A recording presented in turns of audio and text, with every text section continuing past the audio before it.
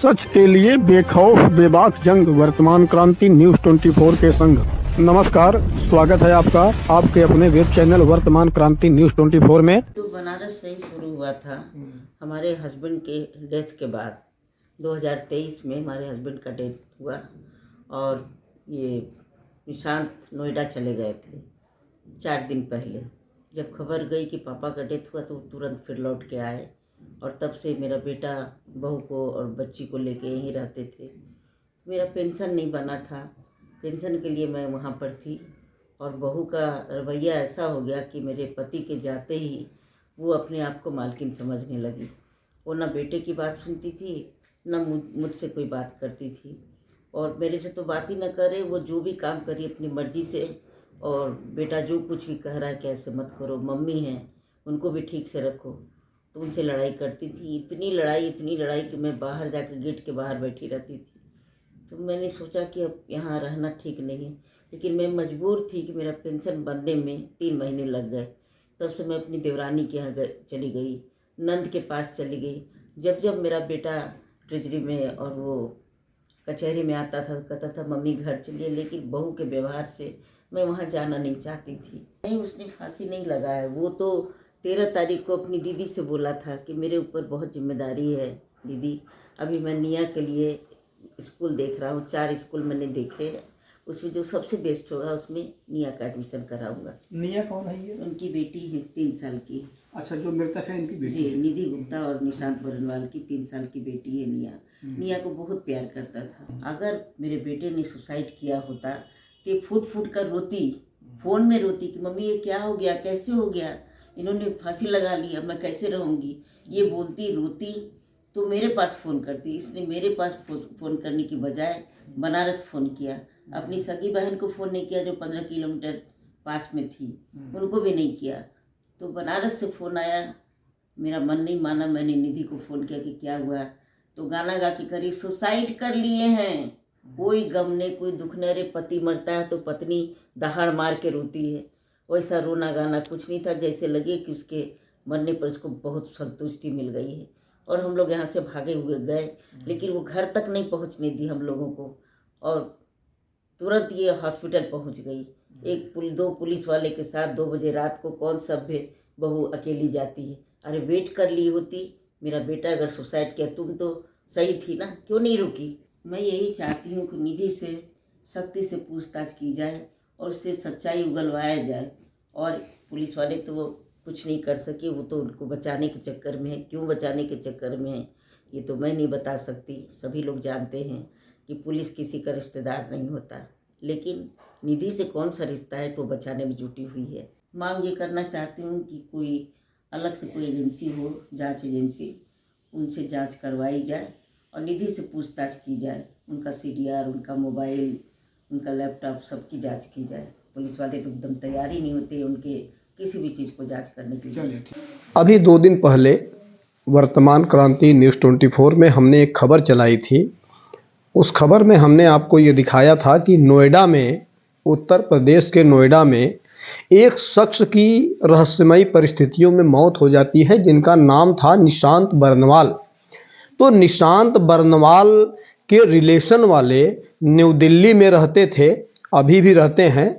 तो उन लोगों ने हमको फ़ोन करके बुलाया था और उस मामले की जानकारी दी थी। निशांत के परिजनों ने ये आरोप लगाया था निशांत की पत्नी के ऊपर कि उन्होंने, निशांत की पत्नी ने निशांत को जहर देकर उसको मारा है। जबकि निशांत की पत्नी का ये कहना था और अभी भी निशांत की पत्नी का यही कहना है कि वो फांसी लगा लिए थे।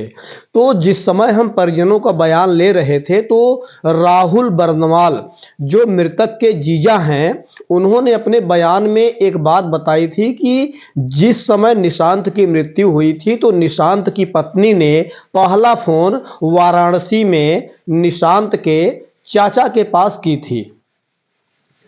तो चाचा के पास जब निशांत की पत्नी ने फ़ोन किया था तो उसने बताया था कि ये बेहोश हो गए हैं किसी कारण से। और इसके बाद जब निशांत के बड़े पापा ने निशांत की पत्नी को फ़ोन किया, निधि गुप्ता को, तो निधि गुप्ता ने ये बताया था कि निशांत ने कुछ खा लिया है, यानी जहर खा लिया है और इनकी हालत गंभीर है। तो ये बयान था राहुल बरनवाल का दिल्ली में। तो उस बयान की पुष्टि करने के लिए आज हम उपस्थित हैं वाराणसी में। चूंकि राहुल जी का बयान ये था तो उसकी पुष्टि करने के लिए हम आए हैं और हमारे साथ एक शख्स हैं जो निशांत के चाचा जी हैं, जिनके पास फोन आया था निधि गुप्ता का। तो आइए बात करते हैं और जानते हैं कि मामला क्या है और ये क्या कहना चाहते हैं इस विषय में। आइए बात करते हैं, मृतक जो निशांत हैं इनके चाचा जी हमारे साथ मौजूद हैं। बात करते हैं कि उस रात जब फोन आया निधि गुप्ता का, निशांत की पत्नी का, तो क्या बातचीत हुई थी। तो सर सबसे पहले आप अपना परिचय दे दीजिए। आप। मेरा नाम राकेश कुमार बरनवाल है। मैं स्टेट बैंक से रिटायर्ड हूँ। जहाँ पे हम लोग इस समय बैठे हैं ये कौन सी जगह है? ये नटनिया दाई मंदिर के पास है, नवलपुर गांव, नवलपुर शिवपुर वाराणसी है ये जगह। तो सर एक चीज़ बताइए, जब उस दिन रात में फ़ोन आया था तो कितनी बजे फ़ोन आया था आपके, और मतलब किसका फ़ोन आया था, किसके नंबर से? 1:06 पर मेरे पास मिस कॉल आया था निधि गुप्ता का। और उसके बाद चूँकि 1:06 था, मैंने रात के इतने बजे फ़ोन आना, तो हमने तुरंत रिटर्निंग फ़ोन मोनू मतलब निशांत बरनवाल को मैंने फ़ोन किया। वो फ़ोन स्विच ऑफ था।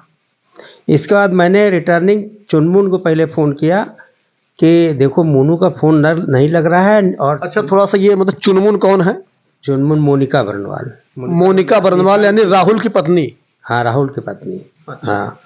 तो मैंने उसको फ़ोन किया कि देखो इस तरह का फ़ोन आया है और मोनू का फ़ोन लग नहीं रहा है। तो फिर हमने निधि को फ़ोन किया। तो निधि को फ़ोन किया तो उसने कहा कि खूब ज़ोर से चिल्ला कहा कि ये बेहोश पड़े हुए हैं, बिस्तरे पर बेहोश पड़े हुए हैं। हमने कहा तुम अपने आसपास के लोगों को जल्दी से जगाओ, एम्बुलेंस को बुला करके हॉस्पिटल ले जाओ। उसने कहा चाचा जी कर रहे हैं। फिर उसका थोड़ी देर बाद फिर फ़ोन मैंने किया कि तुम क्या की, तो उसने कहा कि एम्बुलेंस आके जा चुकी है, अब ऑटो से इनको लेके हमें हॉस्पिटल जाना है। अच्छा, उसने कहा कि एम्बुलेंस आके जा चुकी है, अब ऑटो से ले जाएंगे? हाँ, ऑटो से ले जाएंगे। अच्छा, तो ये बताइए कि जिस समय आपके पास फ़ोन आया था तो जैसा कि अभी आप बता रहे हैं कि चुनमुन को यानी मोनिका जी को आपने फ़ोन किया था, तो क्या किसी और रिलेशन वाले को आपने फ़ोन किया था क्या? नहीं, जब चुनमुन को फ़ोन करने के बाद हमने अपने बड़े भैया जो यहाँ साकेत नगर वाराणसी संकट मोचन के पास रहते हैं, मैंने उनको 1:33 पर फ़ोन किया कि भैया ऐसी ऐसी बात है, मोनू की तबीयत बहुत ख़राब है दिल्ली में, अरे नोएडा में। तो भैया ने फिर मोनू के फ़ोन पर किया तो वो फ़ोन उस समय चालू हो गया था। जब मैंने फ़ोन किया था तो वो फ़ोन स्विच ऑफ था। और फिर भैया ने फ़ोन किया और भैया को उसने जो बताया कि इन्होंने जहर खा लिया है ना, ये पड़े हुए हैं जहर खा के। तो भैया ने कहा कि तुम कुछ उपाय बताया उन्होंने कि खूब नमक पानी खूब पिलाओ। यानी जो वाराणसी के जो निशांत के जो ताऊ हैं उनको उन्होंने बताया, मतलब निधि गुप्ता ने? हमने बताया। आपने बताया? हमने बताया। तो भैया ने निधि गुप्ता को मैंने मोनू के फ़ोन पर किया। निधि गुप्ता का फ़ोन उनके पास नंबर नहीं था, तो उन्होंने मोनू निशांत बरनवाल को फ़ोन के नंबर पर फ़ोन किया। तो उसने कहा कि ये जहर खा लिए। यानी आपसे कहीं कि बेहोश हो गए हैं और मतलब उनसे कहीं कि जहर खा लिए? हाँ। अच्छा। ये कंट्रोवर्शियल स्टेटमेंट उसका था। अच्छा, कोई ऐसी संदिग्ध बात जो आपको ये लग रही हो, चूंकि ये कहा जा रहा है बार बार, निशांत के जो परिजन हैं दिल्ली वाले वो भी ये कह रहे हैं कि निशांत ने आत्महत्या नहीं की थी, उनकी हत्या की गई, उनको जहर दिया गया है। तो क्या कोई संदिग्ध ऐसी बात है जो आपको लग रहा हो कि कुछ है? सबसे ज़्यादा संदिग्ध बात तो हम लोगों को यही लगी कि जिस कमरे में ये दुर्घटना हुई है उस कमरे का दरवाज़ा खुला हुआ था और निधि गुप्ता का कहना था कि सिटकिनी लगी हुई थी जिसको हमने खोला है, जबकि हम लोगों को कहीं सिटकिनी उसमें दिखी नहीं। तो क्या निधि गुप्ता यानी निशांत की पत्नी उस समय अपने पति के कमरे में नहीं थी क्या? एकदम बगल वाले कमरे में बैठी थी, मोबाइल हमें लगता है वो कह रही थी कि हम सो गए थे, लेकिन हमें लगता है कि सोई वो नहीं थी, मोबाइल चला रही थी। तो जब उसने ये कहा कि निशांत जिस कमरे में था उसकी सिटकिनी अगर अंदर से बंद थी तो फिर खोला किसने उसको? उसने कहा था कि वो इसी कमरे में रहते थे, अपना ऑफिस का काम करते रहते थे और मैंने ही खोला है, मैंने ही छोटी वो कैंची जो उसने दिखाया, वो दाढ़ी उड़ी मूछ वूछ काटने वाली कैंची से उसने उतनी मोटी रस्सी, उसने कहा कैंची से मैंने नहीं नहीं, आप बात को समझिए कि अगर निधि का ये कहना था कि निशांत के कमरे का दरवाजा अंदर से सिटकनी से बंद था, तो फिर उस सिटकनी को खोला किसने अंदर से? इसी ने, उसने कहा है कि मैंने ही खोला था। तो फिर वो तो बाहर थी, वो हाँ, वो तो बाहर कमरे के तो बाहर बाहर थी तो कैसे खोल दिया? झटके से खींच के खोल दिया। कह रहा वो ऐसे हल्की सी सिटकिनी लगी हुई थी, हम यानी- इसको कैसे मान लिया जाए। यानी जो निधि गुप्ता का कहना है कि वो अंदर से बंद था, उसको हमने बाहर से ही हिला के खोल दिया। हाँ, बाहर से ही खोल दिया उसने। एक अच्छा, तो क्या वो संभव था क्या वो? उसमें तो हमको सिटकिनी नजर ही नहीं आई, तो क्या बतावें हम लोग। अच्छा, मतलब उस कमरे में सिटकनी थी ही नहीं? हाँ, सिटकिनी एक रही भी होगी तो हम लोग को सिटकिनी कहीं दिखी नहीं। अच्छा अच्छा। और कोई ऐसी बात जो आपको संदिग्ध लग रही हो, पंखे से संबंधित या? पंखे संबंधित ये था कि जब राहुल जी और मोनिका ये लोग जब पहले वही लोग पहुँचे और हमारी भाभी वहाँ पहुँची, तो इन लोग कमरे में जैसे एंटर किए इसने पंखा चला दिया, और उस पंखे के चलाने से जो रस्सी लटकी हुई थी पंखे में लिपट गई और पंखा में ज़रा सा आवाज़ बढ़ गया और उसमें से दुर्गंध आने लगा। तो इन लोगों ने पंखे को स्विच ऑफ कराया। तो ऐसा उसने क्यों किया? नहीं, मतलब किस टाइप की दुर्गंध आ रही थी? अब जैसे पंखाओं का जैसे जल उल जाता है। जलने की दुर्गंध। तो मतलब मृतक हैं निशांत, उनके चाचा जी से हमने बातचीत किया, जिनके पास निधि गुप्ता का यानी निशांत की पत्नी का पहली बार फोन आया था रात में 1:06 पे। तो इनसे ये कहा गया कि वो बेहोश हो गए हैं। अब इनके द्वारा भी यही कहा जा रहा है कि जो निशांत के ताऊ हैं वो वाराणसी में ही रहने वाले हैं, और उन्होंने जब फ़ोन किया निधि गुप्ता को, तो निधि गुप्ता का ये कहना था कि निशांत ने जहर खा लिया है। फिलहाल अभी हमारे साथ वो शख्स भी मौजूद हैं, निशांत के जो ताऊ हैं, बड़े पापा हैं, वो भी हमारे साथ मौजूद हैं। अभी हम उनसे भी इस बात की पुष्टि करेंगे। तो अभी जैसा कि हमने बातचीत की मृतक निशांत के चाचा जी से, और अब आइए बात करते हैं निशांत के जो ताऊ हैं, जो हमारे साथ इस समय मौजूद हैं और जिन्होंने निशांत के नंबर पे फ़ोन किया था। तो क्या बातचीत हुई है, बात कर लेते हैं। आप सबसे पहले अपना नाम और परिचय बता दीजिए। मेरा नाम हेमंत कुमार बरनवाल है और मैं संकट मोचन साकेत नगर में रहता हूँ। मैं निशांत का बड़ा पापा हूँ। अच्छा, घटना के दिन आपको ये जानकारी कैसे मिली थी कि निशांत की तबीयत खराब है या वो गंभीर है? हमारे छोटे भाई ने, राकेश कुमार ने मुझको फ़ोन किया था लगभग 1:30 बजे करीब। रात में 1:30 बजे? रात में 1:30 बजे करीब 13 तारीख को। और उसके बाद तो उन्होंने फ़ोन किया कि भैया उसकी तबीयत बहुत ख़राब है और संभवतः वो बेहोश है। तो फिर क्या किया? फिर आपने इस जानकारी को मिलने के बाद फिर आपने क्या किया? मैंने निशांत के फ़ोन पर उसकी पत्नी को फ़ोन किया, तो उसकी पत्नी ने जवाब दिया कि इन्होंने जहर खा लिया है।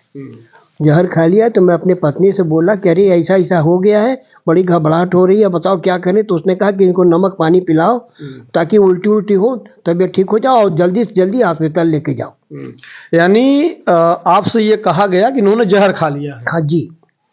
अब दर्शक इस बात को समझ लें कि निधि गुप्ता ने, निशांत की पत्नी ने, जब अपने निशांत के चाचा जी को फ़ोन किया तो उसने बताया कि ये बेहोश हो चुके हैं। जबकि जब निशांत के बड़े पापा ने फ़ोन किया निशांत के नंबर पे, तो निशांत की पत्नी ये कहती है कि इन्होंने जहर खा लिया है। अच्छा, एक चीज़ और कि जो दर्शक हमारी खबर को देख चुके हैं, दिल्ली वाली खबर को, उसमें निशांत के बहनोई ने, राहुल जी ने ये बयान दिया है कि निधि गुप्ता का तीसरा बयान ये था कि इन्होंने सुसाइड कर लिया है और सुसाइड पे ही इस समय केस चल रहा है। पुलिस की जांच जो चल रही है वो सुसाइड के पॉइंट पे ही चल रही है फिलहाल। अच्छा, कोई ऐसा पॉइंट, कोई ऐसी बात जो आपको खटक रही हो इस केस में? हमको तो ऐसा लग रहा था कि उसके ऊपर कोई असर ही नहीं पड़ा है। नहीं, काहे का असर? बनी कोई उसका आदमी चला गया, कोई असर नहीं। जैसे लग रहा था कि जैसे आम आदमी का वो फ़ोन पर लगी हुई थी। और हमारे यहाँ हिंदू धर्म में, हमारे यहाँ हिंदुओं में ऐसा होता है कि अगर उसका आदमी मर जाए तो उसकी तो हालत ख़राब हो जाती है, अधमरी से हो जाती है। यानी आपको कुछ दिखा नहीं उनके कोई हमारे जैसे लग रहा कोई असर ही नहीं था उसकी, किया उसका आदमी चला गया है या कुछ कर लिया है या कुछ हुआ है। चलिए, फिलहाल अभी हमने बातचीत की है जो मृतक हैं निशांत उनके चाचा से और बड़े पापा से।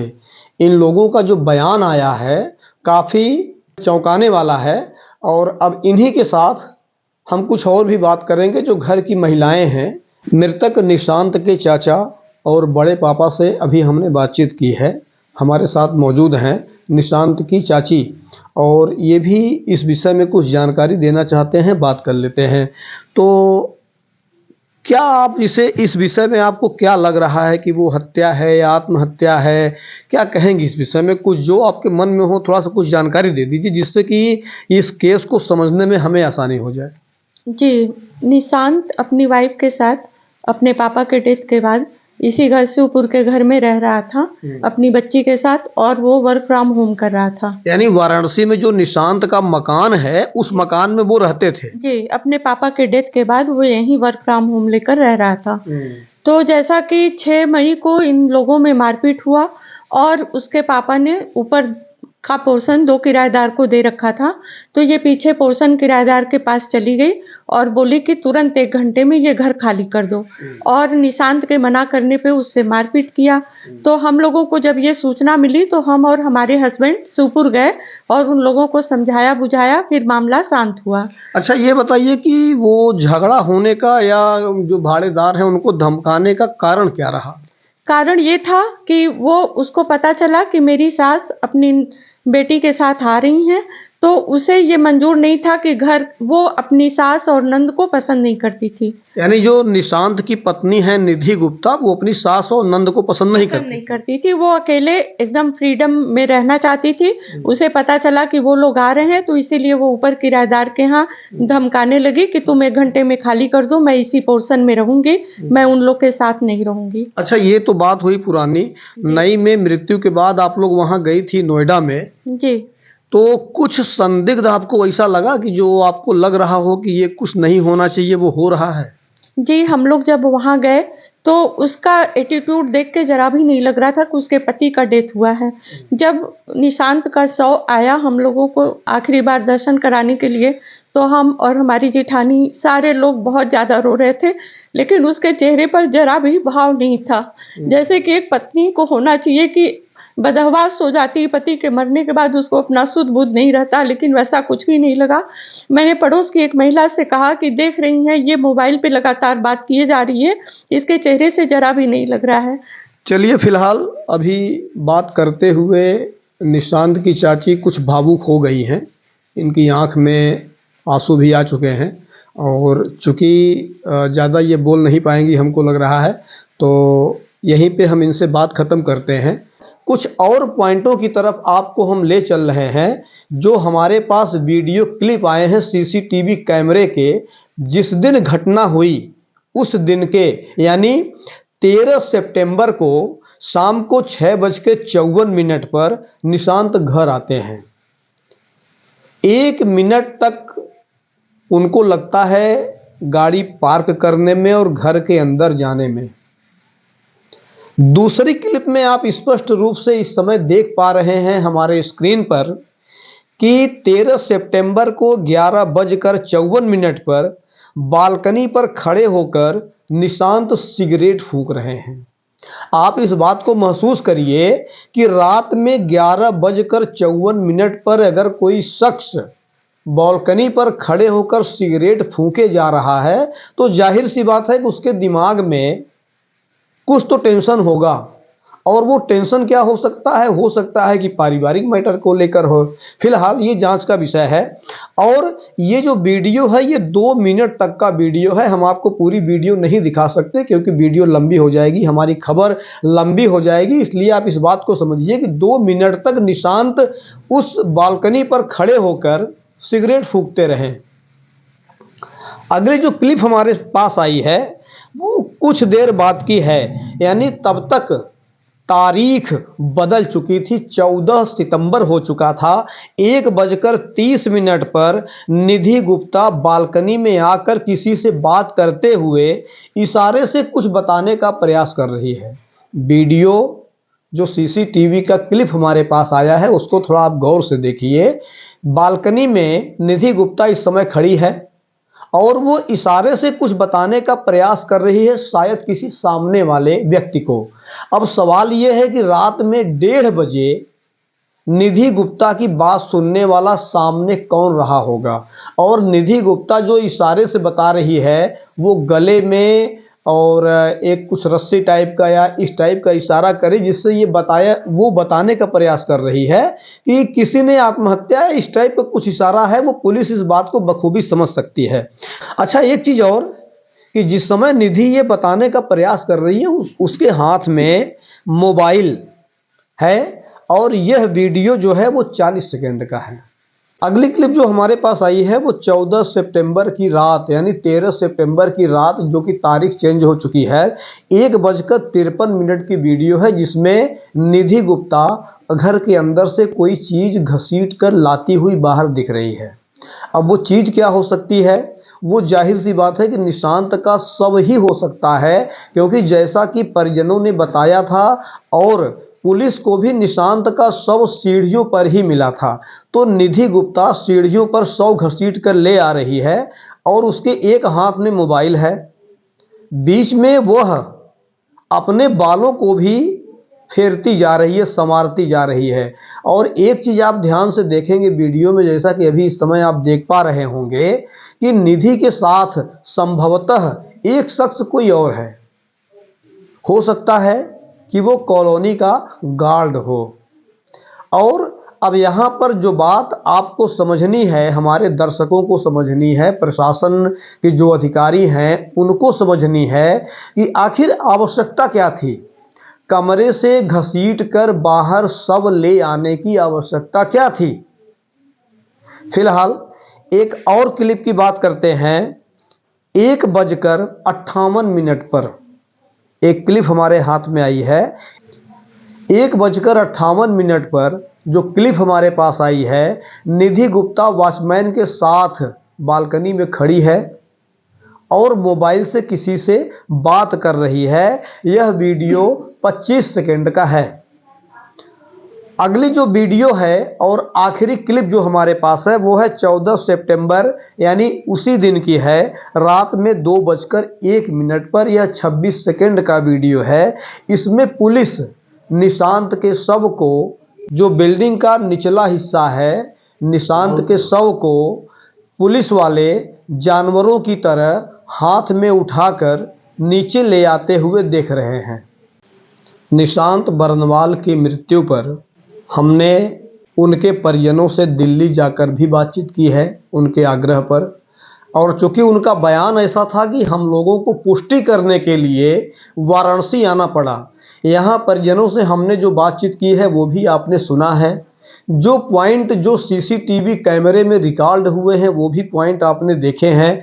और जाहिर सी बात है कि जो भी पॉइंट निकल के हमारे सामने आ रहे हैं वो सीधे सीधे इशारा कर रहे हैं कि यह मामला संदिग्ध है। अब स्थानीय पुलिस, नोएडा की पुलिस इस विषय पर जांच को आगे क्यों नहीं बढ़ा रही है, यह सबसे बड़ा सवाल है। हालांकि जो मृतक निशांत हैं, इनके परिजनों का एक ही मांग है कि पुलिस इस मामले में निष्पक्ष जांच करे और यदि निशांत की पत्नी निधि गुप्ता दोषी हैं तो उनको दंड दिया जाए या फिर जो उचित कार्रवाई हो वह किया जाए। इसी खबर के साथ हम आपसे लेते हैं विदा। वर्तमान क्रांति न्यूज़ 24 के लिए शाहिद सिद्दीकी के साथ गंगाधर पत्रकार। नमस्कार।